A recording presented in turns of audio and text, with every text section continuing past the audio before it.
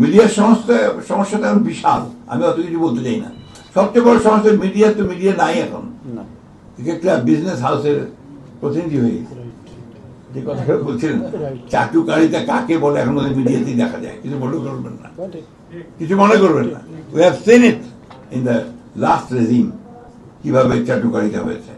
আমি আশা করবো যে এখন আপনারা সেখান থেকে বেরিয়ে এসছেন, লড়াই করেছেন, যুদ্ধ করেছেন এর বিরুদ্ধে, নিঃসন্দেহে আপনারা ভালোভাবে কাজে লাগান। আমরা আপনাদের সঙ্গে আছি, আগেও ছিলাম, এখনো আছি। রাস্তায় যেমন একসাথে দাঁড়িয়ে মিছিল করেছি, এখনো দরকার হলে প্রয়োজনে আমরা এই ব্যাপারে আপনাদেরকে সর্বোচ্চ সহযোগিতা প্রদান করব।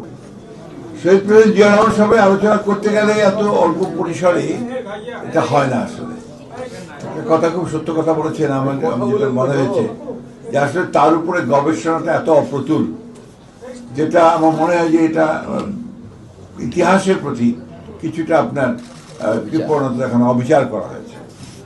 আমি যেন অনুরোধ করবো, আমাদের তথ্যমন্ত্রী এখানে উপস্থিত আছেন, তার এখন সুযোগ আছে যে এই বিষয়টা নিয়ে শহীদ প্রেসিডেন্ট জিয়া রহমানের পুরো জীবনটা নিয়ে, তার কাজগুলো নিয়ে, তার চিন্তা ভাবনাগুলো নিয়ে একটা গবেষণা, অত্যন্ত মানে ভালো উঁচু মানের গবেষণা হওয়ার প্রয়োজন। এখন পর্যন্ত আমি যতগুলো বই পড়েছি, আমার কাছে একমাত্র আমাদের বিশিষ্ট সাংবাদিক মাহফুজুল্লাহ সাহেব, তার বইটাই আমার কাছে সবচেয়ে ভালো লেগেছে। এবং এত আপনার গবেষণা লব্ধ একটা বই, গবেষণা করেই যে কাজটা করেছেন, যেটা আমাদেরকে কিছুটা আপনার কাজ দেয়। যারা পড়তে চান তারা এটা পাবেন। শহীদ প্রেসিডেন্ট জিয়া রহমান আমার কাছে বিশেষ করে মনে হয়, আমি তার সবচেয়ে বড় জিনিসটা কোনটা দেখি, অনেক কাজ করেছেন এই 3.5-4 বছরের মধ্যে। তিনি তার প্রতিটি ক্ষেত্রে, একটা রাষ্ট্রের প্রত্যেকটি ক্ষেত্রে তিনি হাত দিয়েছেন, চেষ্টা করেছেন শুরু করার। কোন বিষয়গুলো সবচেয়ে আমার কাছে মনে হয় যে এগুলো মৌলিক কাজ করেছেন, প্রথমটি আমার কাছে যেটা মনে হয় সেটা হচ্ছে যে আমি যে একজন বাংলাদেশি, আমি যে সেপারেট, আমার যে আলাদা আইডেন্টিটি আছে, আমি যে পশ্চিম বাংলার বাঙালি নই, আমি এই ভূখণ্ডের একজন নাগরিক, এবং আমার যে আলাদা একটা সত্তা আছে, এটা তিনি এস্টাবলিশ করেছেন তার বাংলাদেশি জাতীয়তাবাদের যে তথ্য, সেই তথ্য দিয়ে। আমার কাছে এই কথা সবচেয়ে বড় কাজ মনে হয় তার।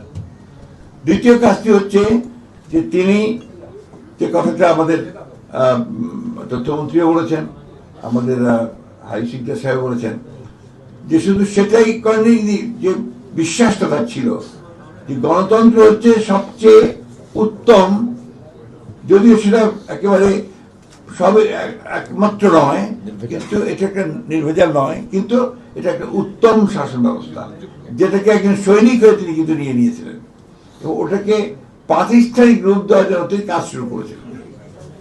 তিনি আপনি দেখেন, যখন 75 সালের পরে, আপনার সেই ঘটনার পরে সমস্ত রাজনৈতিক দলগুলো কিন্তু তখন তো বলতে, সমস্ত রাজনৈতিক বলতে আওয়ামী লীগ, আপনার মুসলিম লীগ এবং আরো অনেকগুলো দল ছিল, সমস্ত আপনার ছাত্র খান, কে কোথায় আছে নাই, কিন্তু শুরু করলেন গণতন্ত্রে বিশ্বাস করে এই ধরনের দলগুলোকে, এই ধরনের মানুষগুলো তিনি এক জায়গায় আনার চেষ্টা করলেন।